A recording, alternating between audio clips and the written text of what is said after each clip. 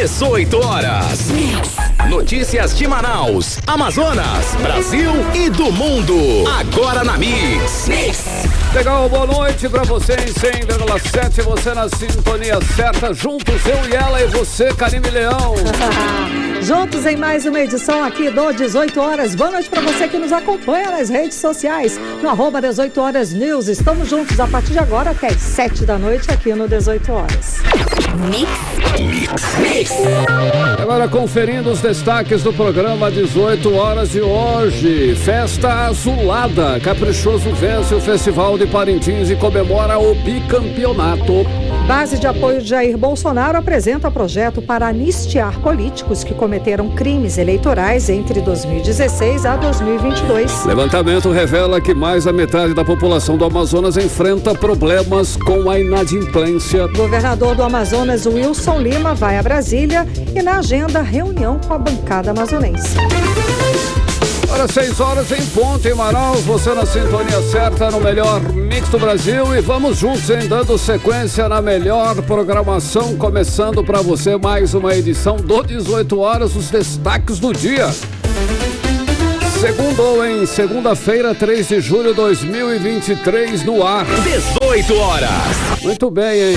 Começa a semana aí com um resultado bacana do Festival Folclórico de Parintins. Pelo menos pra mim eu achei legal, Karime. Foi merecido, Carlão. Caprichoso levou o título e conquistou o bicampeonato.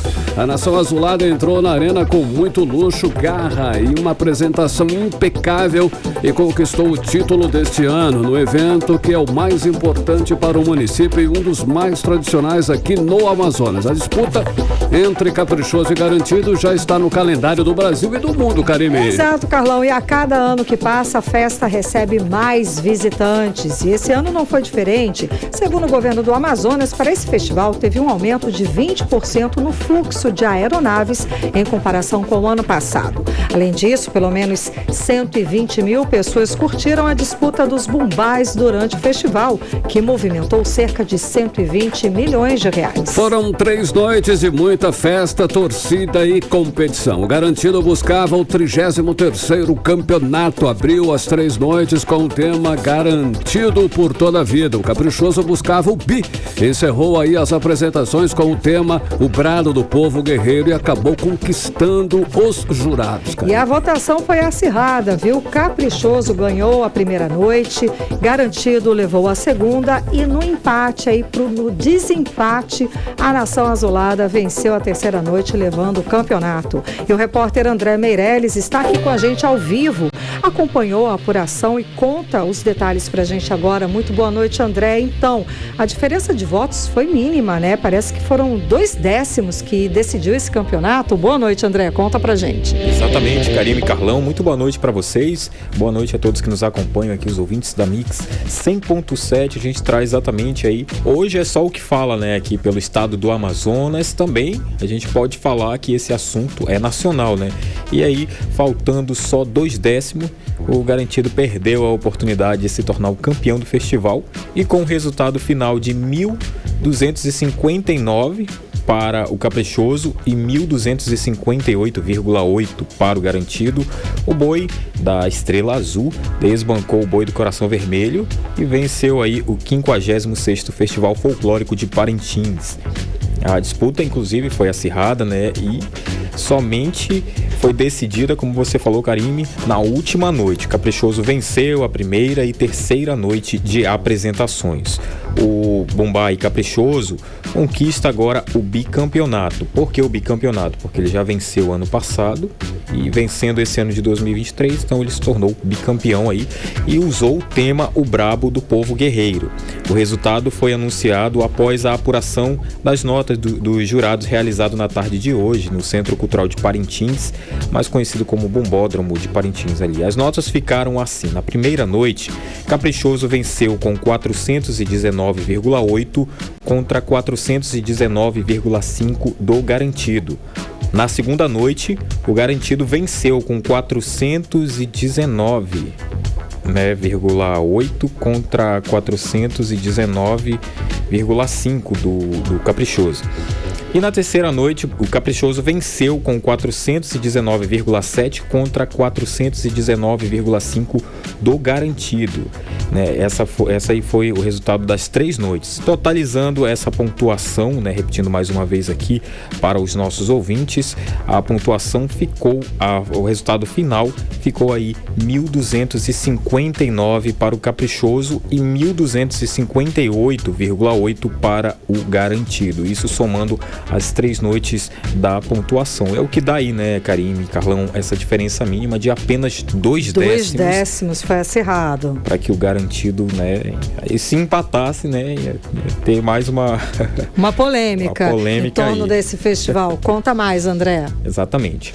E também tem o Gender Lobato, né, que é o presidente do Caprichoso. Estava emocionado e agradeceu a todos ali. A gente, inclusive, tem uma fala dele, a gente vai acompanhar agora. É uma alegria muito grande.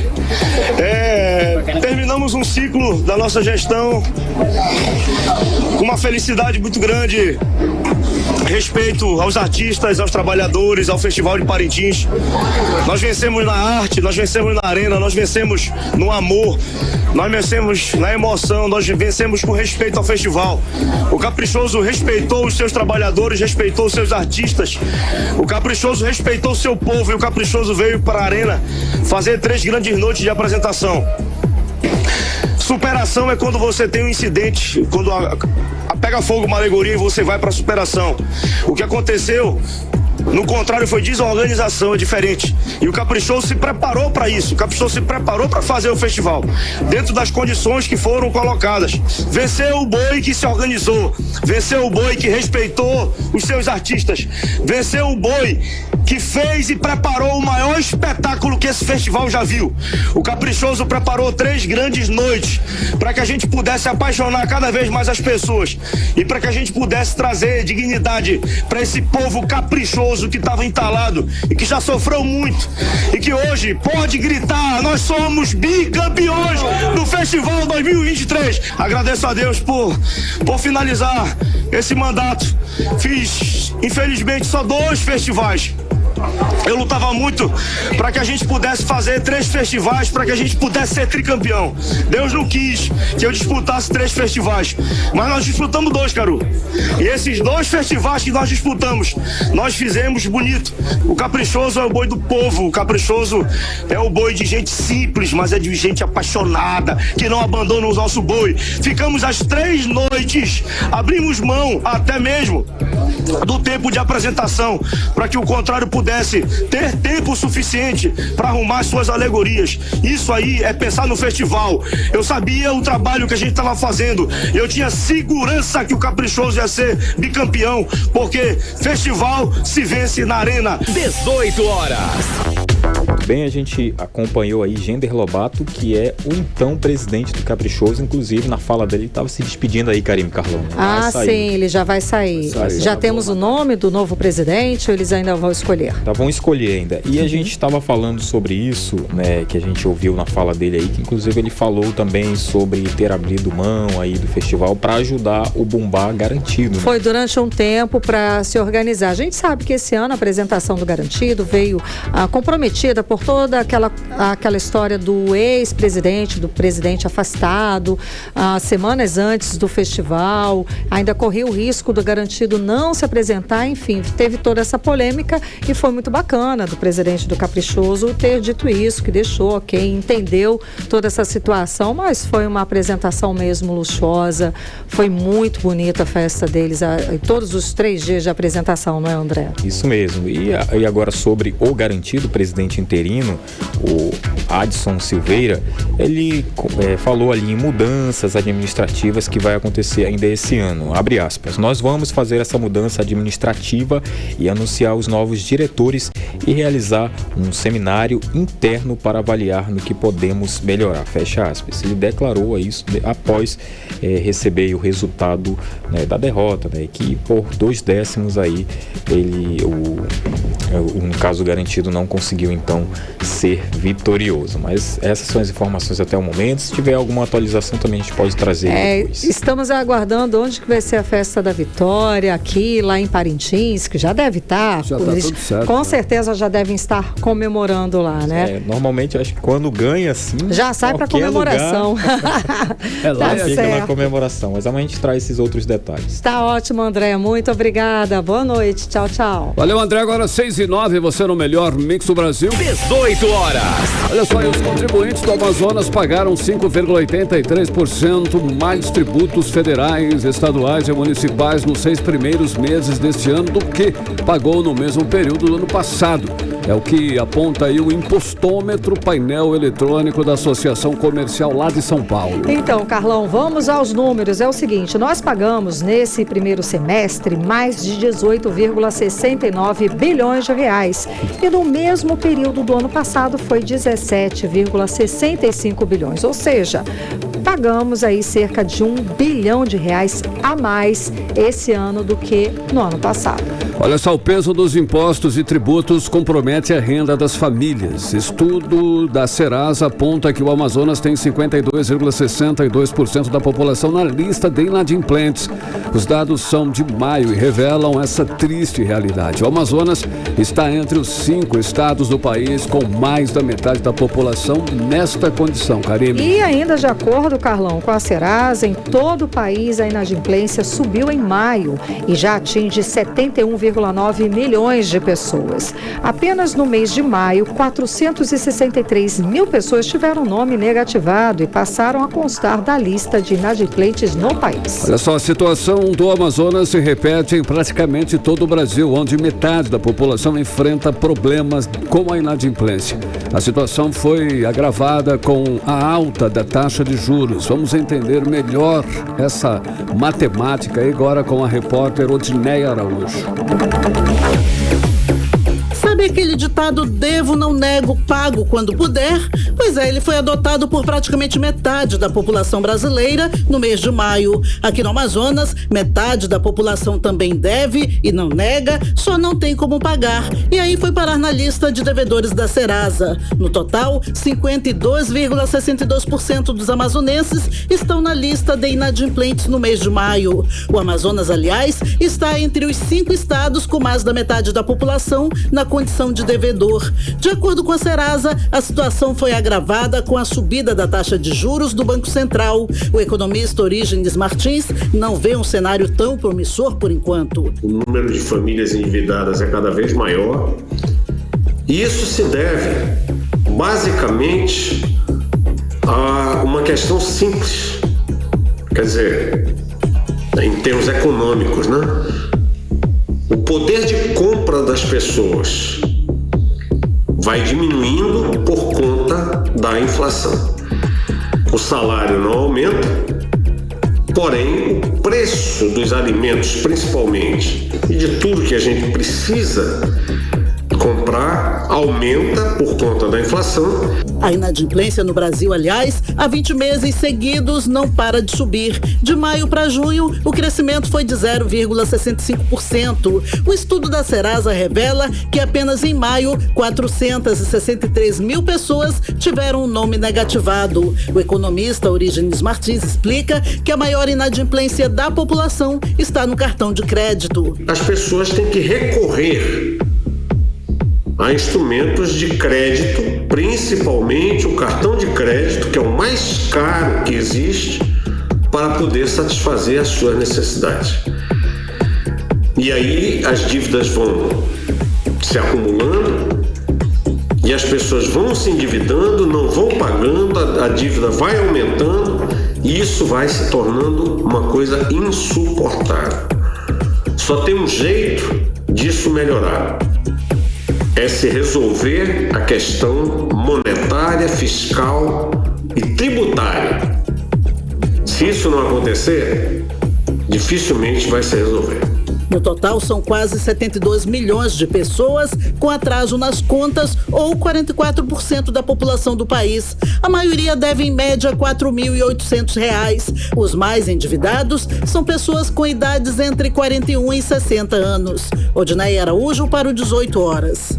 Você está ouvindo 18 horas. Agora 6h14, você no melhor Mix do Brasil. E olha só, hein? Depois da decisão do Tribunal Superior Eleitoral que tornou Jair Bolsonaro inelegível por 8 anos, a base de apoio do ex-presidente apresentou um projeto de lei que prevê anistiar os políticos que cometeram crimes eleitorais entre os anos de 2016 a 2022, Karine. Carlão, e o objetivo da proposta é, claro, anular os efeitos da condenação que tiraram Bolsonaro das eleições até 2030, como você disse. Vamos agora para Brasília conversar com o nosso correspondente, o jornalista Carlos Eduardo Matos, que tem mais informações a respeito do assunto para a gente. Cadu, muito boa noite, Cadu. Tem deputado do Amazonas assinando essa proposta também? Conta pra gente, seja bem-vindo.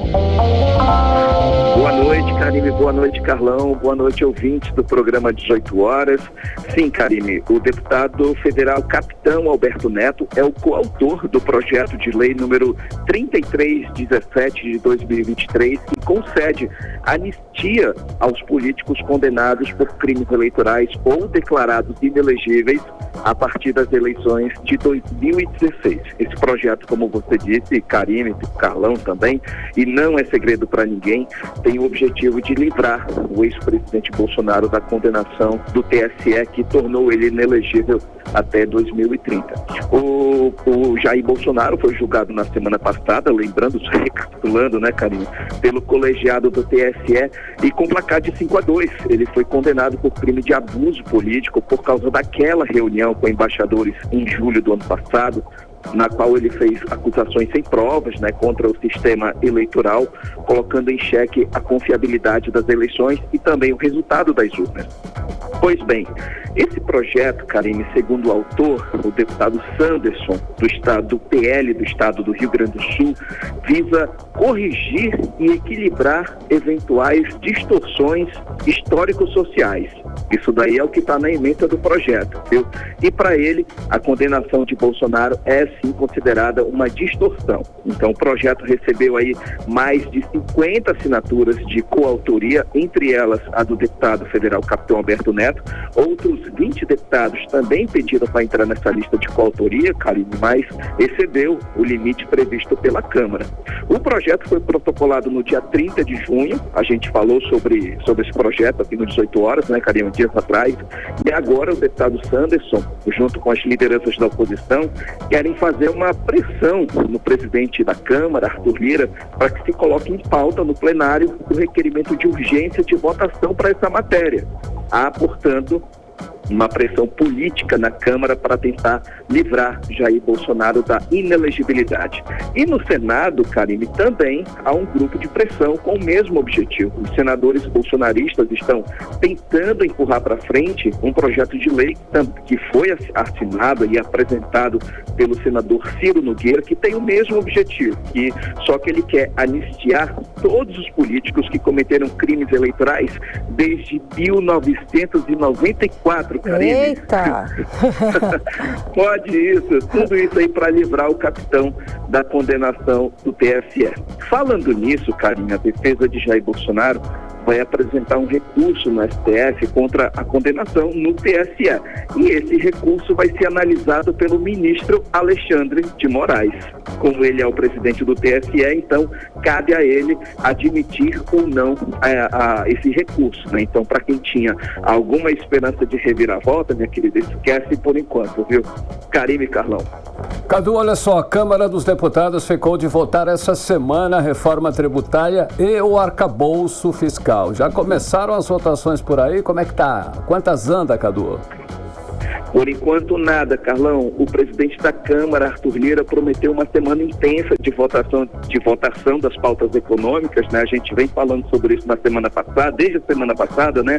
Isso até animou o mercado, animou o governo, enfim, mas até agora, Carlão, nada, viu? A sessão começou agora há pouco e até o momento não se sabe qual vai ser a pauta de votação. O presidente Arthur Lira fez um movimento nesse fim de semana pelo WhatsApp, né, convocando os parlamentares para estarem aqui em Brasília, inclusive sob efeitos administrativos, ou seja, descontar no salário do parlamentar caso não venham fisicamente. A gente sabe que há um sistema híbrido, né, digital. O parlamentar pode usar o celular para votar os projetos, mas Arthur Lira fez questão de que os parlamentares estivessem aqui hoje. Só que quem não está aqui é ele, o próprio Arthur Lira. Imagina que situação. Então, isso causou uma certa indignação entre alguns parlamentares, Carlão, que pagaram passagens caríssimas compradas no sábado, compradas no domingo, para estar aqui em Brasília. Imagina, eu não tenho condições de ir para Manaus ou de Manaus para Brasília comprado no dia anterior. Eu acredito que nem você, nem Karine tem esse dinheiro no bolso, mas o parlamentar tirou. Exato. O parlamentar tirou da cota parlamentar. Muita gente veio de Rondônia, Acre, Amapá, Rio Grande do Sul, pagou passagem cara para vir para cá e para chegar aqui não tem exceção. Então foi isso que aconteceu. Eu trouxe um trecho da fala do vice-líder da minoria do Congresso Nacional, o deputado Marcel Van Hatten, que foi muito transparente. Falou agora há pouco sobre isso, a indignação dele, porque o plenário está vazio. Só quem se beneficiou desses círculos de informação são os amigos de Arthur Lira. Quem sabia que não ia rolar nada, recebeu essa informação privilegiada e não veio. Agora, quem não faz parte do círculo de Arthur Lira, teve só a convocação de que era preciso vir. E agora ficou de mãos abanando hoje. Vamos ouvir o deputado Marcel Van Hatten. Isso é um desrespeito com os parlamentares, é um desrespeito com o Congresso Nacional e é um desrespeito com o pagador de impostos. Veja quanto está sendo gasto hoje em passagem emitida de última hora, em voos que sequer têm lugar, pois muitos parlamentares estão vindo em voos de conexão, desmarcando compromissos, muitos deles sérios nas bases, inclusive para tratar de reforma tributária, para virem a Brasília atender aos caprichos de Sua Alteza, deputado Arthur Lira e da mesa diretora, que de última hora fazem, sinceramente, vou usar essa palavra de novo, uma palhaçada com os deputados. 18 horas. A gente acompanhou a fala de Marcel Van Hatten, deputado federal e vice-líder da minoria no Congresso Nacional, que realmente, como você falou, Cadu, ele explicou exatamente muito bem, uma falta de respeito, uma palhaçada isso. Que absurdo. Gastou dinheiro público à toa, falta de compromisso, falta de respeito, falta de tudo, gente. Quem são essas pessoas que estão nos representando em Brasília? Que tipo de gente é essa? Nesse nível, né, Cadu? Esse gasto exorbitante de passagens aéreas é quase um costume, Karine. Inclusive, se você procurar na internet, quase não vai achar esse tipo de informação que parece uma cultura. Tipo, o presidente da Câmara convoca para amanhã os parlamentares e aí o assessor tem que ir lá fazer todo o procedimento de pagamento, paga 3, 4 mil em uma perna só de viagem. Isso daí fica por conta do recurso do contribuinte. O contribuinte que tem que pagar com tudo isso. Agora, marcar e também não aparecer e não avisar, só avisou para os amiguinhos, é complicado. Exatamente, né? Exatamente o que está acontecendo. Tanto é que Arthur Lira nem está na casa ainda. Sabe por quê, Karine? Porque não tem acordo para votação. Ele tentou fazer esse movimento e acabou não sendo bem sucedido. Gastou o dinheiro público para nada. Inclusive, estava previsto para essa semana, Karine, a votação da reforma tributária, do arcabouço fiscal, que foi aprovado lá no Senado com a relatoria do senador Omar Aziz. Tem a questão do voto de qualidade do CARF, que é o Conselho Administrativo de Recursos Fiscais, que é o órgão que analisa os processos tributários. Tem outra pauta, Karine, que é a recriação do programa de aquisição de alimentos, né, que há suspeitas, tudo indica que é possível que seja votado hoje ainda. Esse projeto se trata da compra feita pelo governo de alimentos que são produzidos pela agricultura familiar. Nesse projeto parece que tem acordo, então é possível que assim que tiver quórum, vai haver a votação desse projeto para não perdermos a segunda-feira. Tudo indica que vai ser o cenário de hoje, Karine e Carlão. Um absurdo, né? Cadu, agora para finalizar, amanhã o governador Wilson Lima vai estar aí em Brasília para se reunir com a bancada do Amazonas. A gente sabe algum assunto aí de pauta que vai ser tratado nesse encontro? Karine, vai ser discutida a reforma tributária, viu? A previsão é votar essa matéria na quinta-feira, dia 5, e a Zona Franca de Manaus, embora tenha sido contemplada na proposta do Congresso Nacional, que foi apresentada há uns dias atrás, no fim do mês passado, ela ganhou a resistência das bancadas dos outros estados, Karine. Isso porque os incentivos fiscais que beneficiam a Zona Franca, que estão lá na Constituição, estão meio que na contramão dessa reforma, Karine, como se fosse uma pedra no caminho dessa reforma tributária. Isso porque o governo federal pretende fazer tributações extras sobre os produtos fabricados em outros estados, mas que também são produzidos na Zona Franca de Manaus. A gente falou sobre esse assunto aqui, né? Há um certo desprestígio aos outros estados para beneficiar a Zona Franca, não parece justo. E o governo também, em nome da Zona Franca, pretende fazer uma mudança nas regras de crédito tributário. Crédito tributário é o saldo de conta. Então, se mudar as regras, muitas indústrias perdem dinheiro efetivamente. Então, são mudanças que desagradam os demais estados. E tudo isso vai ser objetivo desse debate amanhã entre o governador Wilson Lima e a bancada do Amazonas. O objetivo, Karine, é definir o que dá para ser negociado. O Amazonas não quer abrir mão de algumas coisas que foram definidas, né?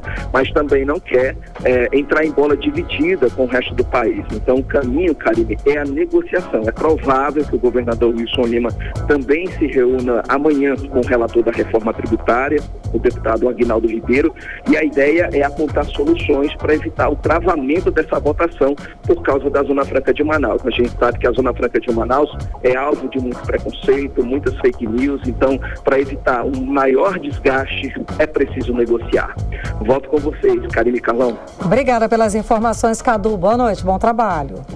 Um abraço, gente. Até amanhã. Desculpa a voz, que aqui tá muito frio aqui em Brasília, então a gripe pegou. Eita, cuida da saúde. Melhoras, Cadu. Tchau, tchau. Valeu, gente. Tchau. Valeu, Cadu. 6h26, você era o melhor mix do Brasil. 18 horas. Atenção, hein? Essa é para motoristas. Olha só, um trecho da alça que liga a Avenida Cosme Ferreira à Avenida Ifigênio Salles, na Bola do Coroado, foi interditado hoje por causa de um afundamento.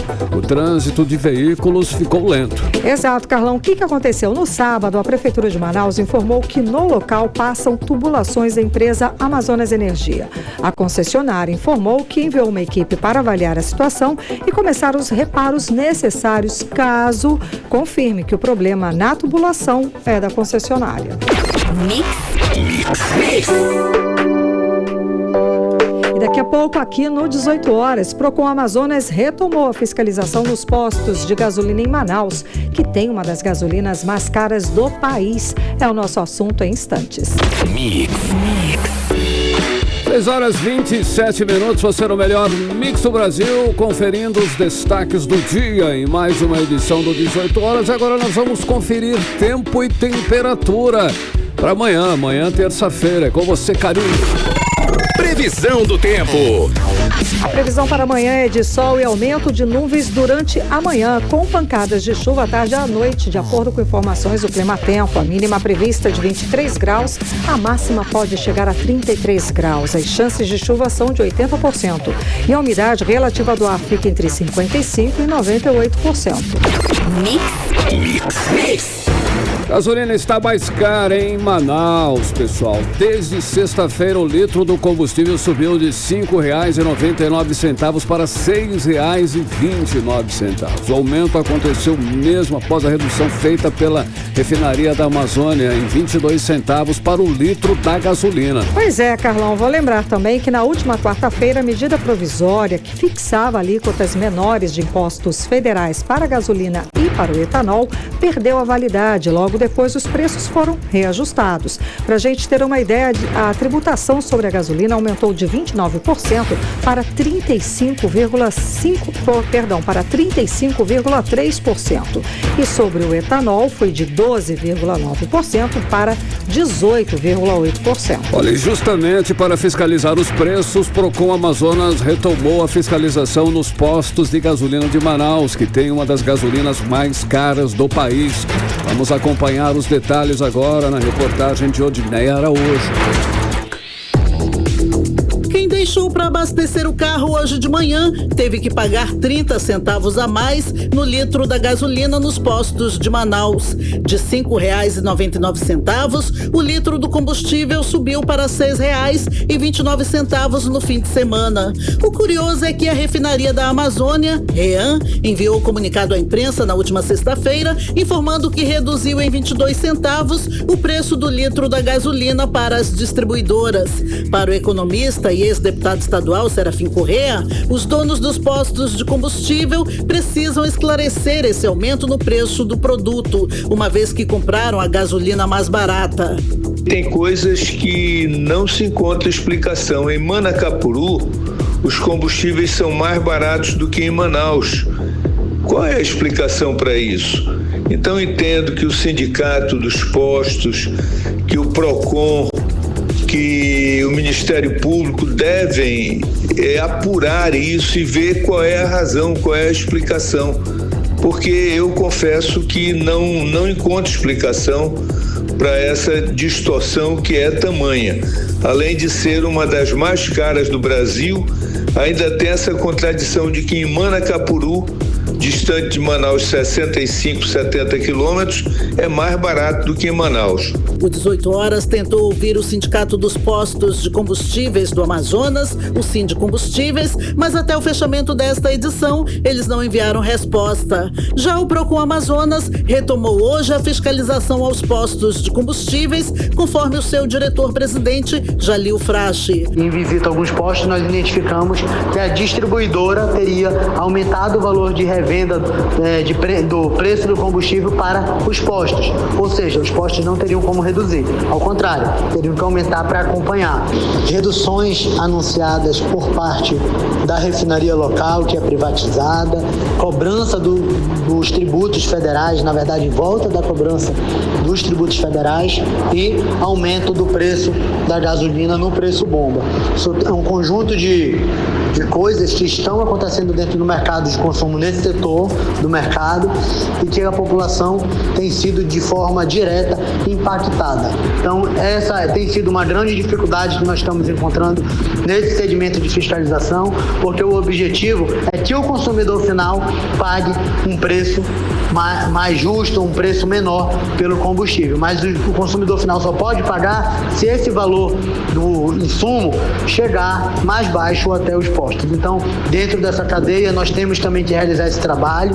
É um trabalho complexo, mas está sendo feito. A população pode ficar tranquila quanto ao desempenho da equipe do Procon Amazonas. O valor de R$ 5,99 no preço da gasolina em Manaus, aliás, ficou congelado por um mês, mesmo com a refinaria anunciando consecutivas reduções. Foram pelo menos 3 reduções para as distribuidoras. Além disso, mesmo quando a gasolina estava R$ 5,99, Manaus já era considerada a capital com a gasolina mais cara do país, seguida por Rio Branco no Acre e Porto Velho em Rondônia. O preço da gasolina já havia aumentado 22 centavos por litro, com a mudança na forma de tributação dos impostos do combustível, que passou a ter um valor fixo por litro. Odneia Araújo para o 18 Horas.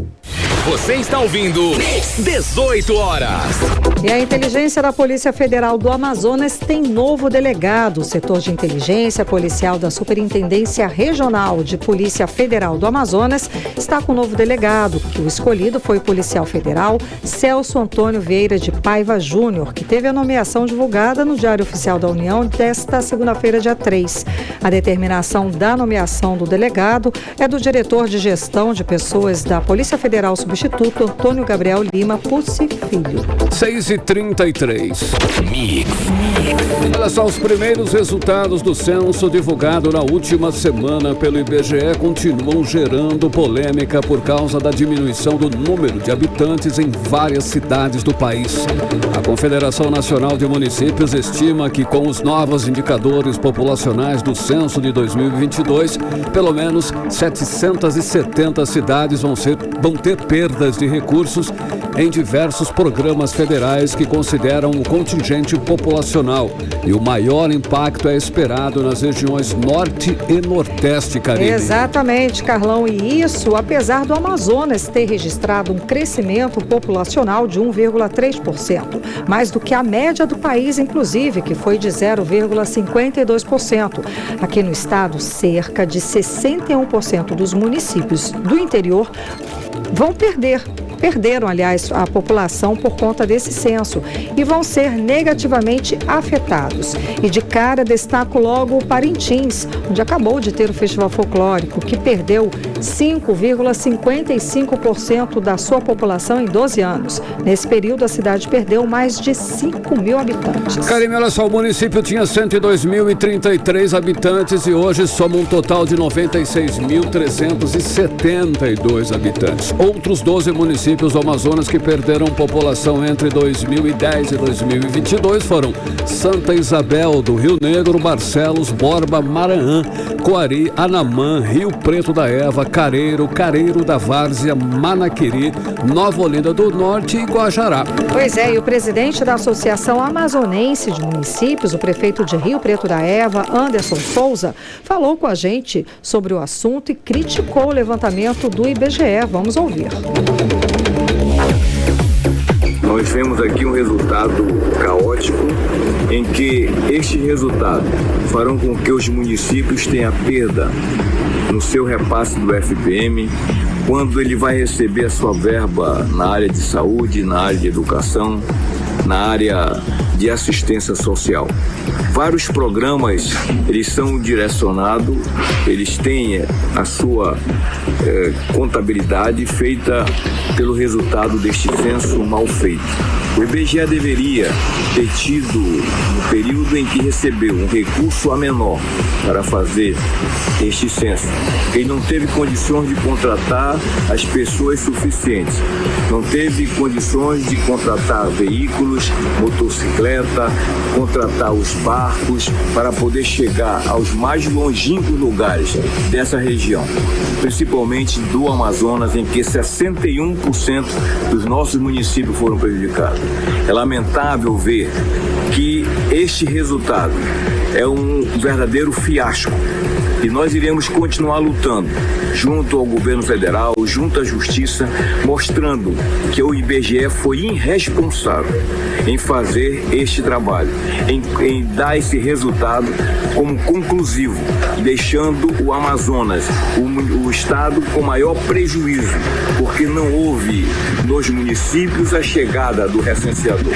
Eu tenho o exemplo do meu município, que em 2005, ao ser recenseado, ele tinha exatamente 25 mil pessoas.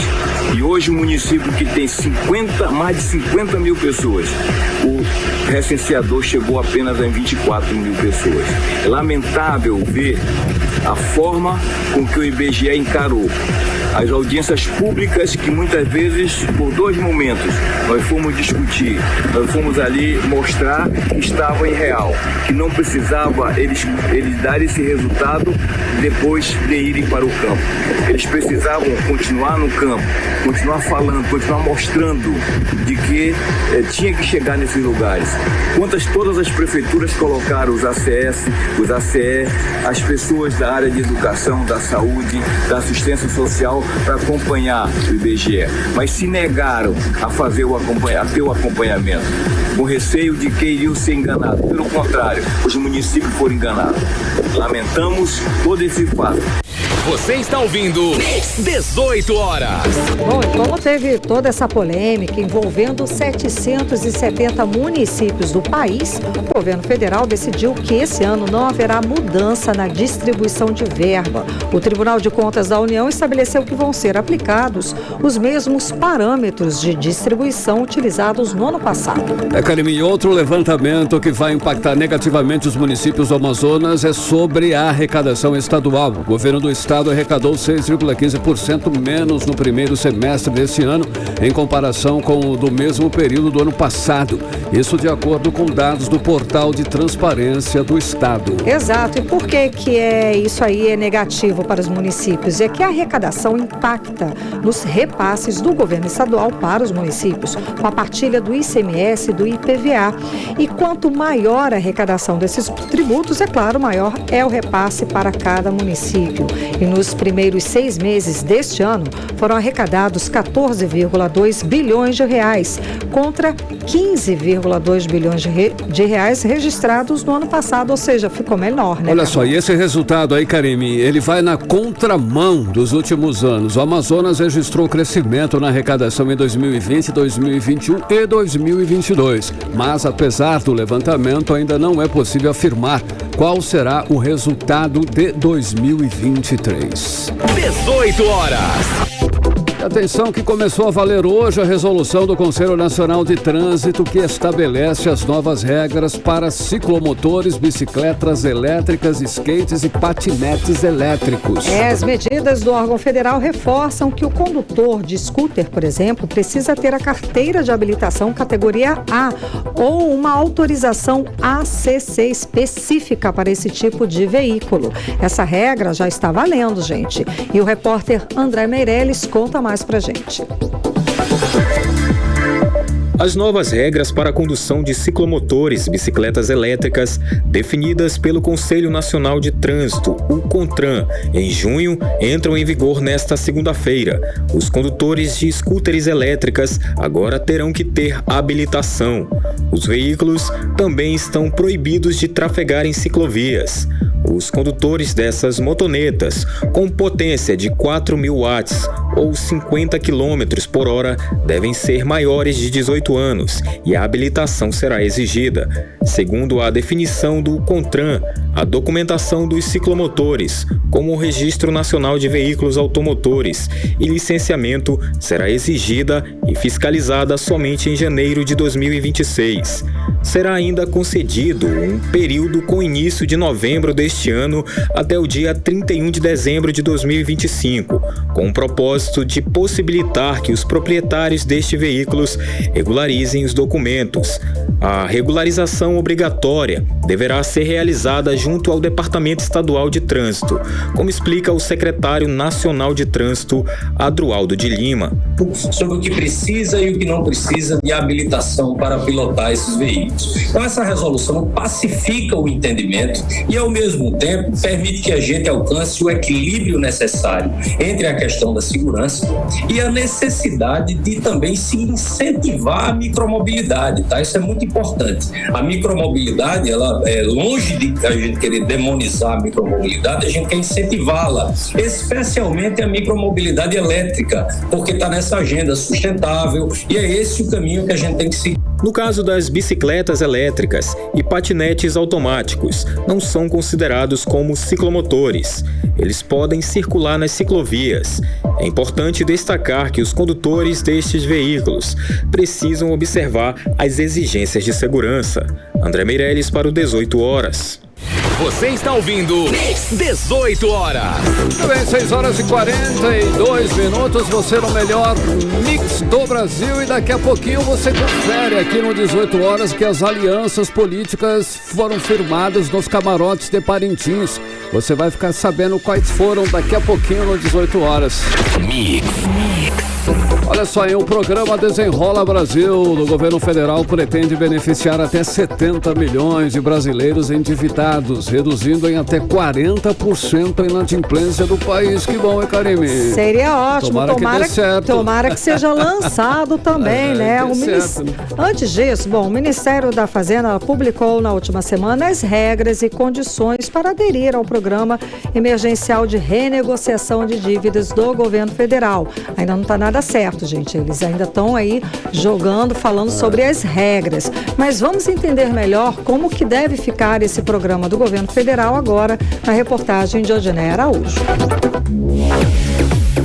juntar devedores e credores para negociarem as dívidas e assim reduzir a inadimplência no país. É isso que vai acontecer no programa Desenrola Brasil do governo federal. São 2 faixas de negociação. Na primeira, pessoas que ganham até 2 salários mínimos ou quem está inscrito no Cadastro Único, o CAD Único, e que foi negativado até 31 de dezembro de 2022. Essas pessoas podem saldar dívidas de até R$5 mil. O pagamento pode ser à vista ou parcelado em até 60 meses, com desconto e juros mais baixos. O dinheiro para pagar as dívidas pode ser obtido através de empréstimo com uma instituição financeira que usará recursos do FGO, o Fundo de Garantia de Operações, também do governo federal. A segunda faixa do Desenrola Brasil é destinada somente a pessoas com renda mensal de até R$20 mil e com dívidas no banco, que poderá oferecer a seus clientes a possibilidade de renegociação de forma direta. Essas operações não terão a garantia do Fundo FGO. Para a professora do curso de Economia da Universidade Federal do Amazonas, Michele Aracati, o Desenrola Brasil deve beneficiar pelo menos 70 milhões de brasileiros endividados. O programa Desenrola Brasil, ele vai ter foco aí principalmente nos consumidores negativados, com renda até 2 salários mínimos, incluindo os beneficiários do programa Bolsa Família.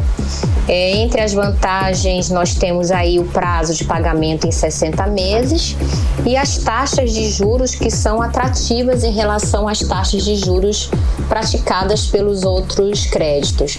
Ou seja, elas são muito mais baixas. Então, realmente vale a pena, se você estiver aí dentro dessas regras, vale a pena você buscar uma renegociação das suas dívidas, até porque você pode voltar aí a ter condições de comprar, né, que a gente chama de recuperação da capacidade de crédito. Ainda conforme a professora de Economia da UFAM, Michele Aracati, vale a pena aderir ao programa de negociação de dívidas pelas vantagens que ele oferece. Mas uma regra que vale para todo esse processo é justamente você sentar e se organizar para que você possa pagar a sua dívida de acordo com a parcela que você escolheu e que essa parcela possa caber no seu orçamento.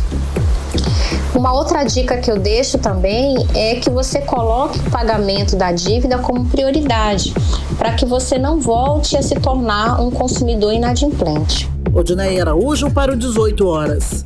Você está ouvindo 18 horas. Às 6h45, e o Ministério da Fazenda publicou portaria criando novas regras para compras internacionais pela internet. O documento isenta do imposto de importação as encomendas de até $50 feitas por pessoa física a partir de 1º de agosto, Karine. Exato, Carlão, mas tem umas regrinhas aí para comprar as blusinhas da Shein. É o seguinte, é necessário que a empresa seja inscrita no sistema remessa conforme o sistema da Receita Federal e que realize o recolhimento do tributo estadual incidente sobre a importação. A nova medida vale para compras pelos Correios, empresas de correspondência internacional ou empresas de encomenda aérea internacional. 18 horas. Agora em Manaus, 6h46 e chegou a hora da gente falar sobre a política local, sobre a política amazonense, os bastidores da política amazonense, não é, Carlão? Cíntia Blink. Exato, Cíntia Blink, que já está aqui ao nosso lado. Cíntia, então, como foi Parintins? Conta pra gente os bastidores, as alianças formadas aí nesses camarotes. Boa noite, Cíntia. Mundo que tá com a gente na 100.7. Fala boa noite de novo aí que tava. Boa noite, Karime. Boa noite, Carlão. E todo mundo que tá com a gente na 100.7. Me boicotando aí, Carlão? Deu um corte aqui. Você quer me calar? Então, cheguei de Parintins. Eu não entendi porque enquanto eu andava lá pelos camarotes e hotéis e tudo mais, onde tava lotado de político, eles paravam de falar, paravam de sorrir. Eu me senti um pouco não querida. Saí de lá pra terapia aqui em Manaus. Poxa vida. Mas assim, tinha muito político, é o que eu posso dizer. Tinha muita gente da bancada federal. O senador Omar Aziz estava em Parintins e ele não vai lá há muito tempo, tem anos que ele não participa do festival. Ele foi a Parintins, ficou acho que os 3 dias. Ele deu entrevista lá, foi acompanhado do deputado Saulo Viana para uma rádio local. Ele também inaugurou um museu dos bois, que foi feito com participação de emenda dele. Então ele viveu bem a cidade ali, senador Omar Aziz. Ele foi no camarote do prefeito. Camarote do prefeito, né? Isso. E aí também tinha o governador lá, que ficou desde o aniversário, desde a semana passada ele tá por lá, a gente tem falado sobre isso. E dizem que essa bancada federal aí, quem foi, né? Porque só quem não foi o deputado federal Amon Mandel e o senador Eduardo Braga. O senador Plínio Valério também não encontrei por lá, nem vi foto nas redes sociais dele participando ali. Mas, fora eles, a bancada federal estava lá em peso e rolou uma conversa de que o governador Wilson Lima e a bancada conversaram em particular sobre reforma tributária. Porque essa semana, como o Cadu falou mais cedo aí, é decisiva para a reforma e tem que ver como é que a Zona Franca de Manaus vai se acomodar aí nesse texto da reforma tributária, que ainda tem muito tempo para falar disso, mas já se criam aí estratégias entre os políticos aqui, aliás lá em Parintins, cuidando desse assunto. E teve muito também, deputado estadual também estavam lá, deputado Roberto Cidade, ele chegou no festival distribuindo uns panfletos junto com os brincantes, falando ali sobre o tema de assédio sexual, que é um dos projetos da Procuradoria da Assembleia, né, o combate, claro, ao assédio sexual. E tinham enfim, uma série de vereadores também estavam lá. Realmente foi muito prestigiado por políticos esse ano. Karime, Carlão. E Cintia, olha só, e o que os vereadores estão correndo para aprovar na Câmara Municipal de Manaus? O que é, hein? Ai, pois sabe que a gente tem as emendas individuais, né? As emendas individuais que os parlamentares podem dizer assim, como que o município deve gastar tal parte do dinheiro ali. Então, esses individuais são impositivos, ou seja, vai precisar cumprir aquilo lá para onde foi destinado aquele valor, para onde aquele vereador disse para fazer, dependendo só da liberação do dinheiro. Existe também a emenda de bancada. Esse não é impositivo, ou seja, não é obrigatório, mas o vereador Caio André, que também é presidente da Câmara Municipal de Manaus, apresentou um projeto para tornar obrigatória a execução dessas emendas. E ele apresentou isso na quarta-feira. Já foi aprovado em primeira votação, o plenário já olhou para isso, não teve nenhum voto contrário. E essa semana a previsão é que já se faça ali a votação em segunda instância e vai para a sanção do prefeito, que provavelmente também não vai ter nenhuma rejeição ali, nenhuma burocracia, deve passar tranquilamente. Então, as emendas de bancada passam a ser obrigatórias, né, impositivas, depois disso tudo aprovado. Só lembrando que ano passado o vereador Diego Afonso passou para 1,2% as impositivas, que são as individuais, e um aumento de 1% para as de bancada, que agora provavelmente vão passar a ser obrigatórias. Karime, Carlão. Cíntia, 2024 é o ano que já chegou, a gente sempre fala disso aqui. Sim, em Parintins até 26, né? Olha, pois é, né? Chamando o Wilson Lima de senador, exato. Agora, Cíntia, em Tefé, quem ganha é o prefeito Nixon Marreira, é isso mesmo? Pois é, um levantamento feito pela Perspectiva Mercado Opinião, que tem trazido aí várias pesquisas, né? Fala aí de Parintins, Quari, Manacapuru e agora Tefé. Em Tefé, há essa possibilidade de Nixon Marreira ser, de novo, o prefeito da cidade. Porque, de acordo com a pesquisa feita agora, né? Ele cresceu, já foi feita em fevereiro e foi feita agora em junho. E ele cresceu aí na aprovação entre os eleitores. Quem vota nele cresceu mais ou menos assim, 5%. Estava em 47,4% e aumentou para 51,7%. E se ele vencer, ele vai estar quebrando um jejum da cidade aí de mais de 10 anos. Em 2008 foi a última vez que um prefeito conseguiu se reeleger. Depois disso, só renovaram. Se concretizar, Nixon ganha aí faz um feito, né? Que é conseguir a reeleição numa cidade que troca tanto. E, em segundo lugar, aparece o deputado estadual Carlinhos Bessa.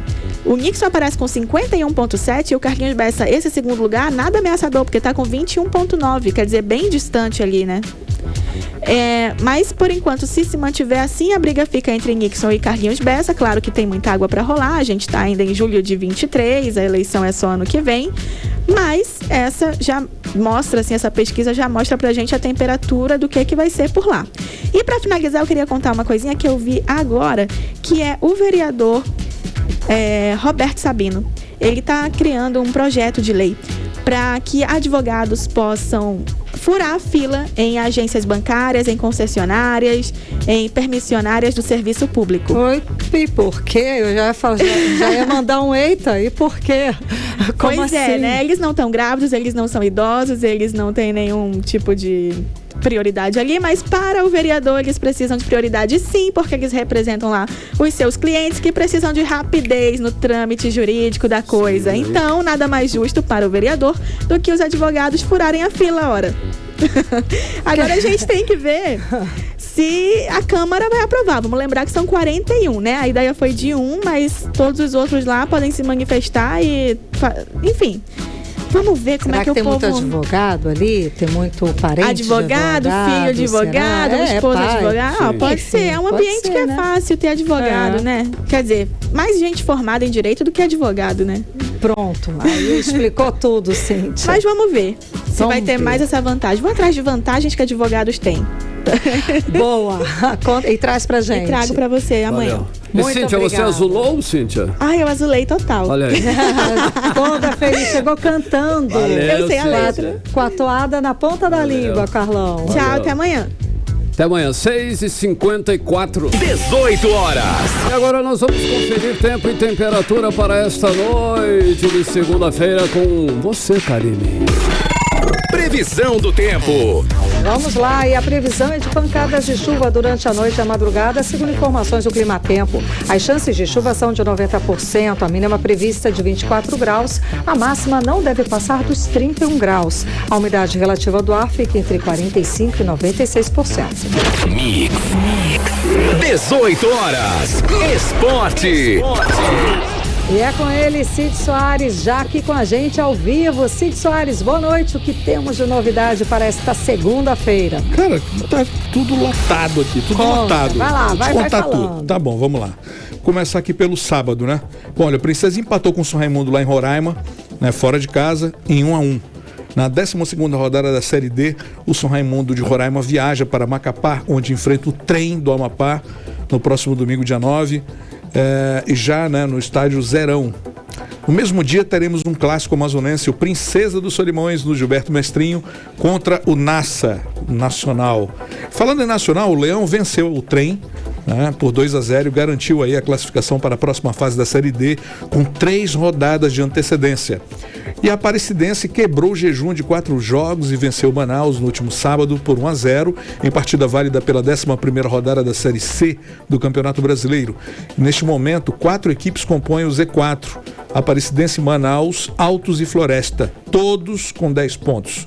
O Manaus volta a campo no próximo domingo, 16h30, na Arena das Dunas, lá em Natal, onde visita o América do Rio Grande do Norte. E sábado ainda, o Flamengo bateu Fortaleza por 2-0. Não quero nem falar disso, que esse assunto já deu vencimento, né? Bom, o atacante Pedro, do Flamengo, olha essa, Carlão, ele recusou consulta do Al Hilal da Arábia Saudita, mesmo com proposta salarial 6 vezes maior do que os atuais vencimentos do Mengão. O novo clube do técnico Jorge Jesus ainda não desistiu do nosso querido Pedro. Eu acho que é melhor desistir, mano. Ele está estudando aí uma nova investida com novos valores. E o Amazonas e Pouso Alegre se enfrentaram ontem no Zamit, e o Amazonas saiu com mais um resultado positivo em 2-1. Próximo sábado, dia 8, o Amazonas encara o Paysandu e o jogo vai ser aqui mesmo no Zamit. Ontem, o técnico Luiz Castro se pronunciou sobre a sua saída do Botafogo rumo às Arábias. Ele já pensa diferente do Pedro, né? Foi embora. Bom, o português deixou o futebol brasileiro para aceitar uma proposta milionária, exatamente do mesmo clube aí, né? Que do Cristiano Ronaldo. O Luiz Castro se manifestou por meio de uma nota exaltando sua passagem pelo Botafogo e disse que os clubes são como a vida, renovam-se. Ele filosofou aqui: estamos todos de passagem, parto com a certeza de que os que ficam continuarão unidos, respeitando os valores que nos orientam. e nos conduziram às vitórias que tanto ambicionamos. Filosofia pura. Puríssimo. Olha aí, Isso é um trecho da inspirado. notava muito. Bom, Botafogo venceu o clássico contra o Vasco por 1-0. Tem gente que deveria estar ouvindo isso aqui, mas enfim, não tá em Parintins ainda. Com gols aí do Luiz Henrique e Carlos Alberto, e agora é mais líder do que nunca. Do lado do Botafogo tinha um treinador interino que pegou um time pronto e bem montado e ligou só o automático e foi embora. Do lado do Vasco, o interino pegou o time horroroso, sem um pingo de conjunto, tá tentando fazer milagres ali, mas o estrago é muito feio. E de acordo com os cálculos da bola de cristal do Brasileirão, a chance de termos aí o Vasco novamente na Série B, em inglês ainda, em 2024 é de 62,2%. Só para encerrar, Atlético e América foram a campo ontem para o 40º encontro dos times na história do Clássico, com mais de 34 mil pessoas no Mineirão. O que não faltou nesse confronto aí foi gol. O Galo terminou a primeira etapa vencendo por 2-0 e tranquilo em campo.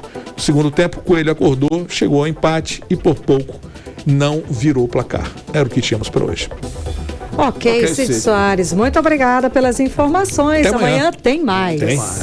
Mix. Agora em Manaus, 6h58, quase 59. Vamos direto para o editorial 18 horas. Editorial 18 horas.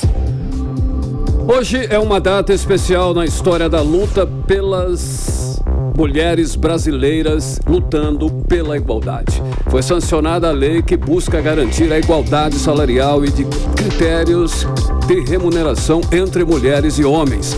A nova lei prevê a aplicação de multa ao empregador que não cumprir. A punição será equivalente a 10 vezes o valor do novo salário devido. Em caso de reincidência, a multa será em dobro. No Brasil, uma mulher ganha em média apenas 78% dos rendimentos de um homem, segundo o IBGE.